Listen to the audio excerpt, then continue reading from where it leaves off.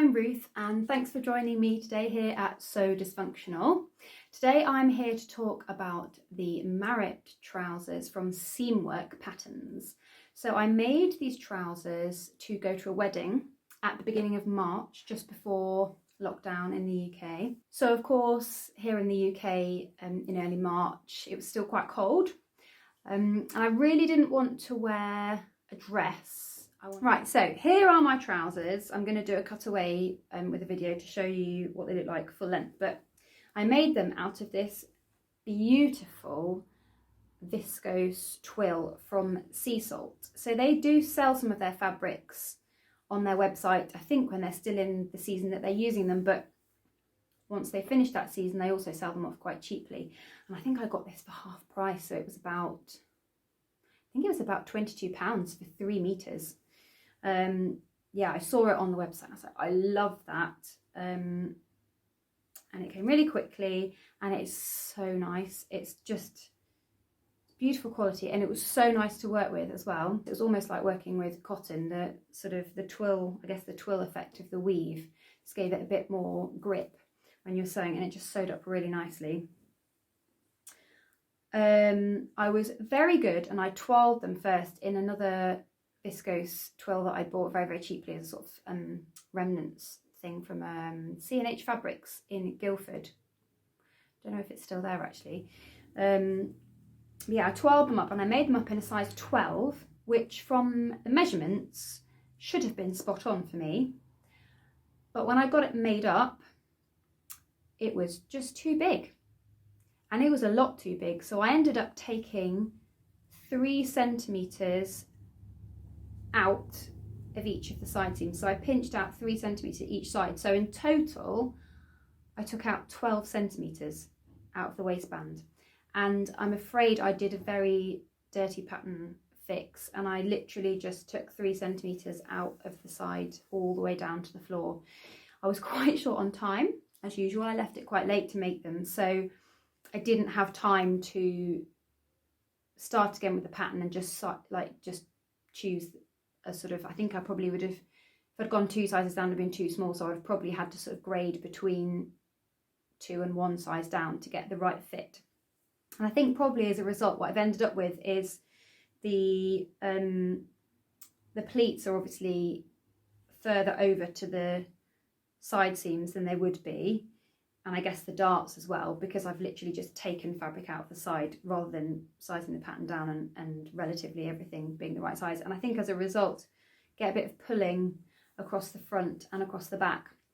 The other thing I did before I made it up was add 4 or 5 centimetres to the back crotch seam.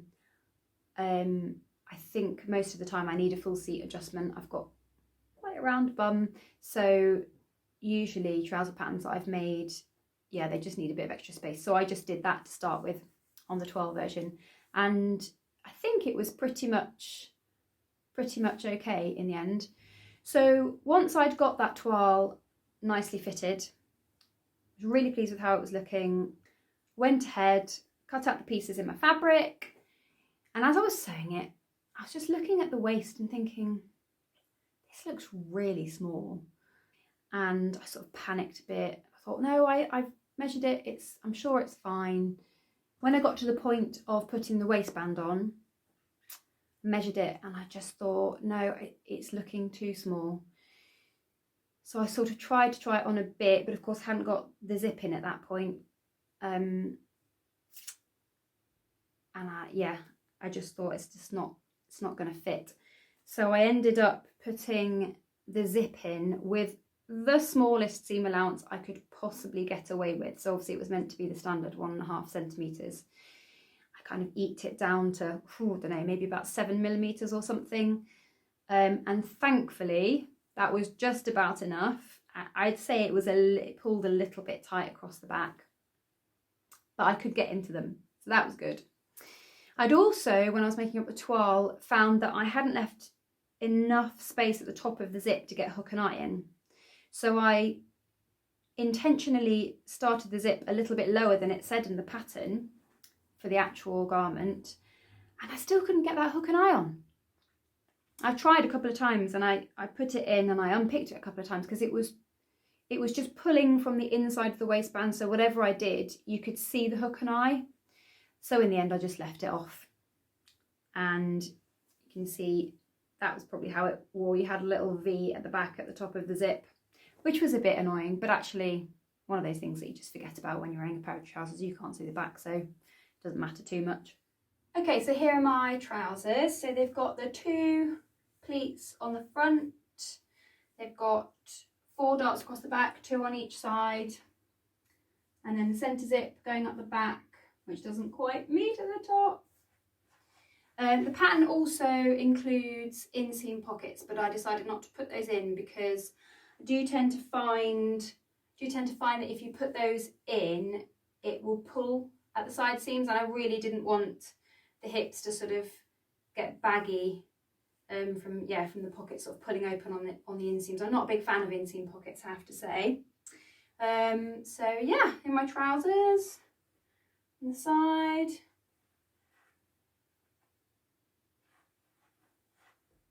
Feel like I'm in a criminal lineup.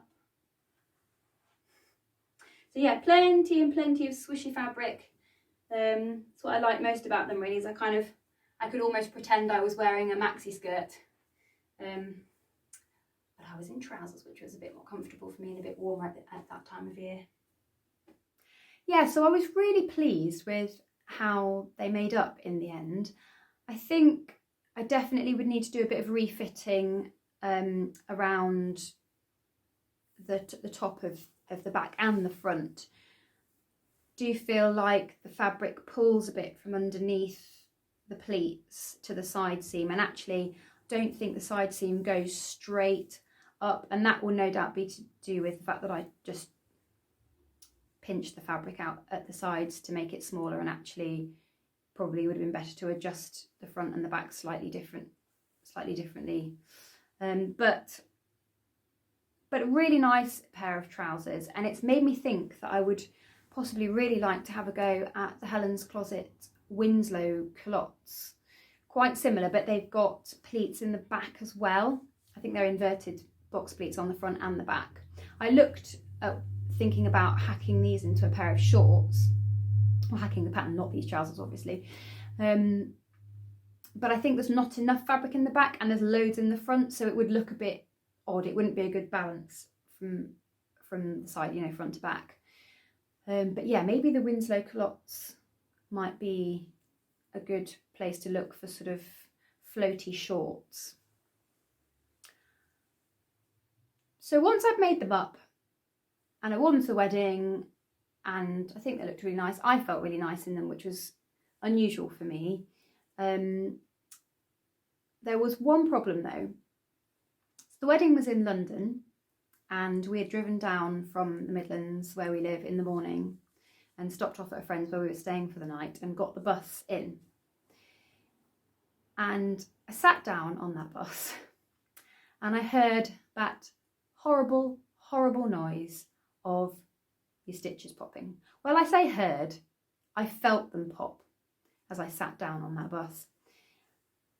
And I just thought, I'm just going to pretend I did not hear that. I'm not going to look, I'm not going to fiddle,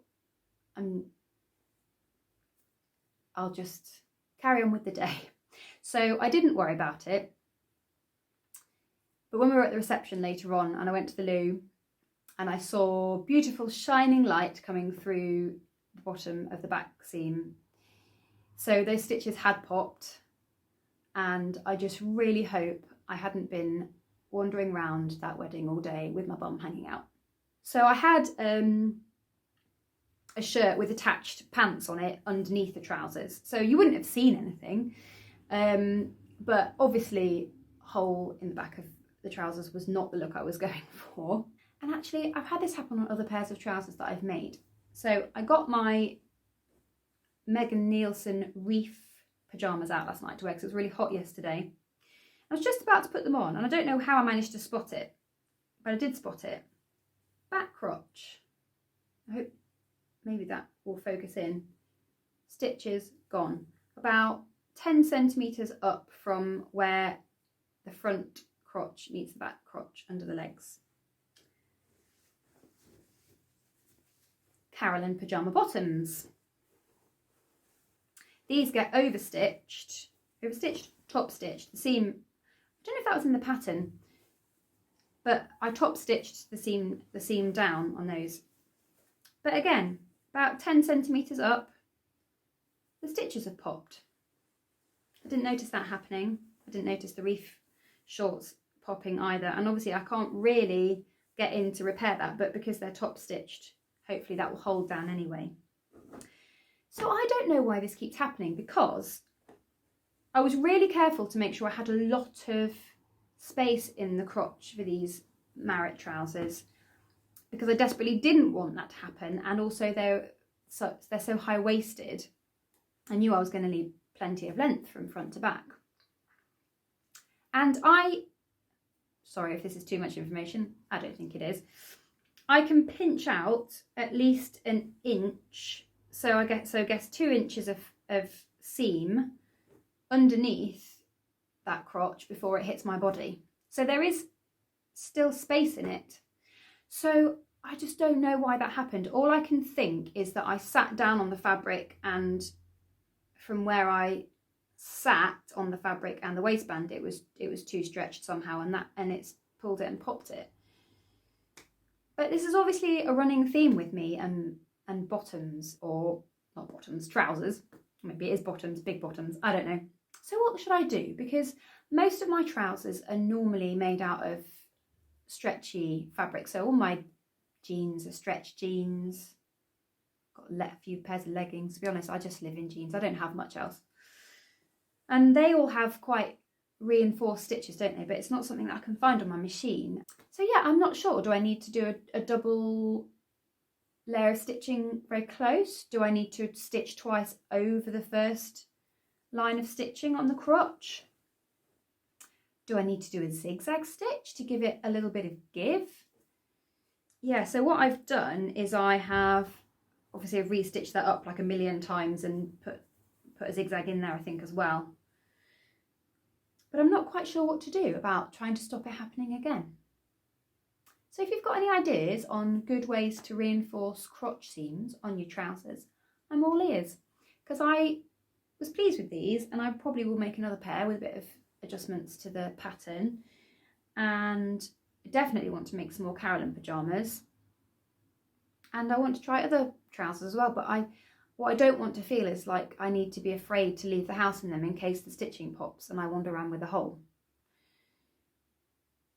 So please do let me know if you've got any good ideas for how I can solve that problem. So I think that's all from me today. I hope you enjoyed finding out about my journey with my Marett trousers. I really would recommend keeping an eye on Sea Salt fabrics on their website. It's not one that I would have thought of. Obviously you've got all the wonderful fabric shops online that we see popping up on Instagram and everything, and they're great. But just on the odd occasion, it's worth having a quick look to see if they've got anything, especially if it's in the sale, because it was a bargain. I was really pleased with this fabric. So yeah, I think that's it from me today. Thanks for joining me. I hope you enjoyed my turbulent ride through the Marett trousers. And do let me know if you've got any ideas on fixing those back crotch seams.